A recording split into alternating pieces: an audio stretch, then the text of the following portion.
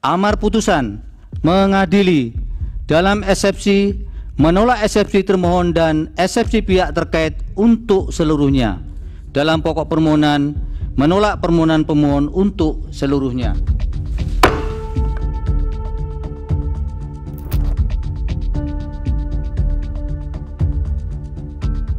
Usai putusan MK atas perkara PHPU Pilpres 2024, KPU RI akan segera menetapkan Prabowo Subianto dan Gibran Rakabuming Raka sebagai presiden dan wakil presiden terpilih Pilpres 2024-2029. Namun, tak terhenti sampai di sini. Keduanya kini dihadang berbagai pekerjaan rumah yang tak main-main. Contohnya pada sektor otomotif. Hingga saat ini, Indonesia masih terkurung dalam sangkar penjualan mobil yang nilainya terus jalan di tempat, yakni tak pernah tembus 2 juta unit kendaraan. Gabungan Industri Kendaraan Bermotor Indonesia, Gaikindo, melihat banyak hal yang harus dirampungkan untuk membawa penjualan domestik di atas 2 juta unit. Ketua Umum Gaikindo Yohanes Nangoy mengatakan, salah satu yang harus dibereskan adalah pemerataan harga produk di semua provinsi maupun wilayah. Sebagai contoh, dia menyebut harga mobil di Jakarta relatif lebih murah dibandingkan dengan Papua. Padahal, upah minimum provinsi atau UMP di DKI Jakarta jauh lebih tinggi daripada di Papua. Selain permasalahan pemerataan harga, infrastruktur penunjang dan pertumbuhan ekonomi juga perlu ditingkatkan. Gaikindo menilai pertumbuhan perekonomian Indonesia sebesar 5% untuk menggairahkan pasar otomotif. Terlebih, saat ini suku bunga Bank Indonesia masih terus ditahan tinggi di angka 6%. Ini dinilai melemahkan minat masyarakat dalam hal kredit kendaraan. Namun, bukan tanpa solusi. Pamor kendaraan elektrifikasi yang meningkat dinilai bisa menjadi bekal Indonesia mengoptimalkan nilai kontribusi ekspor dan neraca dagang. Terlebih, pemerintah nampak tak henti mendorong adanya hilirisasi. Presiden Joko Widodo sebelumnya menyebut Indonesia punya nikel sebagai bahan baku penting untuk komponen mobil listrik.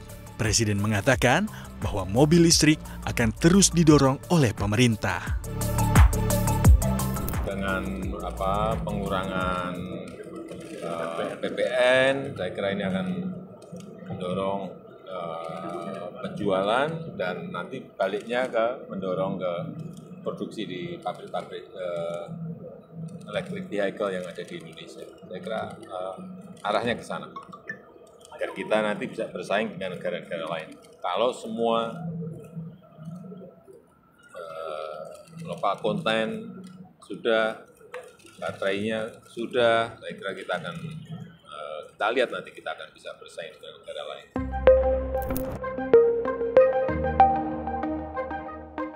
Momen transformasi teknologi ini pun diharapkan mampu mendongkrak volume penjualan domestik hingga ke level 2 juta unit bahkan lebih pada 2030 mendatang. Dengan begitu, Indonesia bisa memimpin industri elektrifikasi di regional ASEAN. Jadi, inilah kunci jawaban yang telah Jokowi berikan kepada dua pasangan selanjutnya, Prabowo Gibran. Meski sudah mulai dilirik, namun mobil listrik masih kurang menarik. Mobil listrik belum dijadikan pilihan utama para pemiliknya dan harus puas dengan sebutan mobil kedua. Menurut Marketing Director dan Corporate Planning and Communication Director Astra Daihatsu Motor, Sri Agung Handayani, kebanyakan konsumen menjadikan mobil listrik sebagai pilihan kedua atau bahkan mobil ketiga. Otomotif expert atau pengamat otomotif Fitra Eri menyebut, mobil hybrid bisa jadi solusi agar masyarakat mengenal dengan dunia elektrifikasi. Lihat datanya, pembeli mobil listrik itu sebagian besar bukan mobil pertama, bahkan mobil ketiga atau mobil keempat. Sedangkan mobil hybrid bisa dijadikan mobil pertama karena mereka tidak perlu khawatir menggunakan mobil itu di dalam kota atau di luar kota. Tapi seperti saya bilang, benefit dari kendaraan listrik tentu saja tidak didapat di mobil hybrid. Misalnya seperti tanpa suara, tanpa getaran, kemudian walaupun seirit-iritnya mobil hybrid tetap dia lebih mahal menjalankannya dibandingkan mobil listrik. Mobil listrik bisa di-charge di rumah, tapi kalau mobil hybrid tetap kita harus ke pompa bensin. Ke pompa bensin. Nah, semua ada plus minusnya. Memang sekarang itu minat orang ke mobil hybrid meningkat, itu bagus karena artinya minat orang ke elektrifikasi meningkat. Dan itu adalah jembatan sebelum nanti mereka siap untuk bertransisi. elektrik. Dan terkait pro kontra subsidi, Fitra Eri mengatakan insentif yang diberikan pemerintah selama ini ialah pancingan agar ekosistem kendaraan listrik mampu terbentuk sehingga kedepannya baik dari segi harga hingga fasilitas penunjang kendaraan ramah lingkungan dapat terbentuk di Indonesia. Memang secara basic mobilnya sendiri, mobil listrik itu lebih mahal. Kalau semua struktur pajaknya sama, benar-benar kita ongkos produksinya saja, memang mobil listrik lebih mahal. Makanya pemerintah-pemerintah, tidak hanya pemerintah Indonesia, tapi pemerintah di negara-negara lain yang mereka tahu, mereka butuh mobil listrik untuk mengurangi polusi di negara mereka. Mereka memberikan insentif pajak, supaya pajaknya lebih murah. Jadi supaya mobil listrik itu harganya lebih rendah.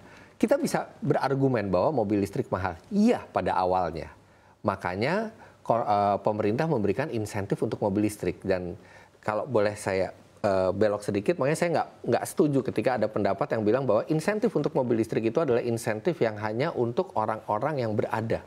Karena memang mobil listrik itu mahal, kalau tidak diberi insentif, orang-orang yang kaya atau orang-orang yang berada itu akan membeli mobil yang lain, tidak akan membeli mobil listrik. Tapi karena ada insentif dari pemerintah, ada keringanan pajak tahunan, ada pembebasan ganjil genap dan lain-lainnya itu, mereka tertarik untuk membeli mobil listrik yang akhirnya ekosistemnya terbentuk. Dan sekarang mobil listrik tidak hanya harganya di atas 500 juta rupiah. Bahkan sekarang mobil listrik itu sudah mulai dari 100-an juta rupiah. Ya. Tapi memang kalau kita mau jujur, dengan mobil yang sama bentuk bodinya gitu ya, memang mobil listrik cenderung lebih mahal. Tapi ini nggak akan lama lagi karena sekarang ada banyak pabrikan dari Tiongkok dengan banyak merek dan tiba-tiba mereka menyodorkan banyak model dan harganya bersaing satu sama lain. Kita sekarang menghadapi era yang menarik, era di 2 tahun 3 tahun lalu adalah era perpindahan energi. Tapi sekarang sudah era persaingan mobil listrik. Dan persaingan dari merek mobil ini akan membuat konsumen untung. Karena mereka akan menjual mobil semurah mungkin supaya bisa menarik perhatian konsumen. Bayangkan sekarang ada mobil listrik yang memiliki tenaga 500 HP lebih dijual tidak sampai 1 miliar rupiah. Kemudian ada mobil listrik yang range-nya bisa sampai 500 km, harganya tidak sampai 400 juta rupiah. Dan persaingan ini baru dimulai. Jadi ke depannya kita akan makin banyak melihat mobil listrik yang semakin kompetitif harganya. Lantas, apa langkah yang akan diambil Prabowo Gibran dalam menyelesaikan berbagai pekerjaan rumah industri otomotif saat ini? Dan apakah PR yang dikerjakan dapat selesai sebelum masa jabatan berakhir? Tim Liputan CNBC Indonesia.